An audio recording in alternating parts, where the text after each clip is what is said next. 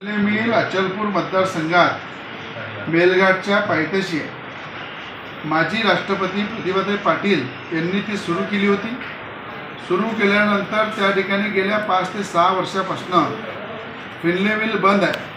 कामगारांवर उपासमारीची वेळ आली आणि त्या ठिकाणी माजी खासदार नवनीत राणा यांनी तत्कालीन केंद्रीय मंत्री स्मृती इराणी, पियुष गोयल आणि गिरिराज सिंग यांच्याकडे पाठपुरावा करून ती फिनले मिल चालू करा या संदर्भात वारंवार बैठक घेतल्या। मी स्वतः बैठक घेतल्या। मुख्यमंत्री देवेंद्र फडणवीस साहेब असताना मुख्यमंत्री बैठक घेतल्या। आत्ता 4 दिवसाआधी उपमुख्यमंत्री देवेंद्र फडणवीस यांच्या उपस्थित बैठक घेऊन चंद्रकांतदादा वस्त्रमंत्री आहे, पालकमंत्री अमरावतीचे, त्या ठिकाणी निर्णय झाला की 20 कोटी रुपये फिनले मिलच्या कामगारांचा थकीत द्यायचा आहे।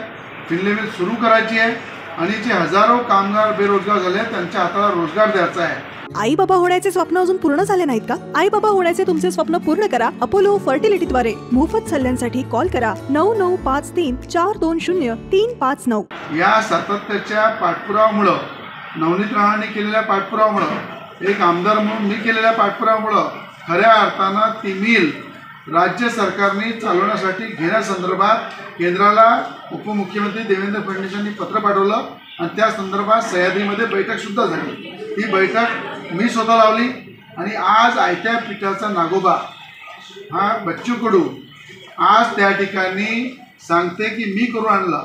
मला त्याला आव्हान आहे की गेल्या 5 वर्षापासूनचा पाठपुरावा माझी खासदारांनी नवनीत राणांनी केलेला पाठपुरावा, मी केलेला पाठपुरावा, गिरणी कामगारांनी केलेला पाठपुरावा, जिथे म्हणाल तिथे बसायला तयार आहे आणि दूधचं दूध पाणीचं पाणी करायला तयार आहे।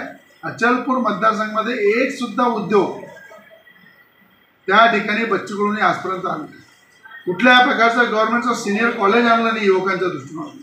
आज अचलपूर मतदारसंघाचा विकास गड्ड्यात खड्डे, खड्ड्यात गड्डे अशी परिस्थिती गावागावामध्ये आणि हा पठ्ठा महाराष्ट्रामध्ये वेगवेगळ्या जिल्ह्यामध्ये जाऊन नेत्यांना शिवा देतो, त्या ठिकाणी जाऊन मोठमोठे आश्वासन देतो, नौटंकी करतो, टोळ्या करतो। असा टोळा करणारा बच्चू आज खऱ्या अर्थानं अचलपूर मतदारसंघामध्ये का दिवा लावला नाही, का उद्योग चालू केले नाही?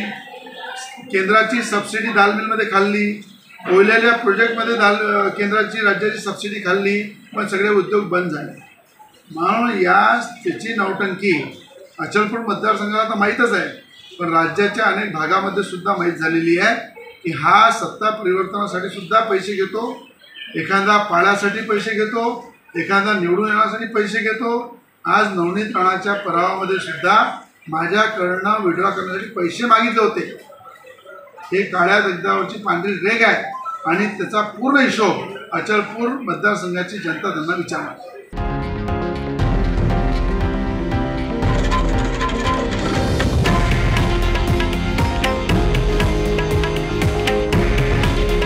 हे आहे देशातील नंबर 1 न्यूज नेटवर्क आणि आपण पाहत आहात TV9 मराठी।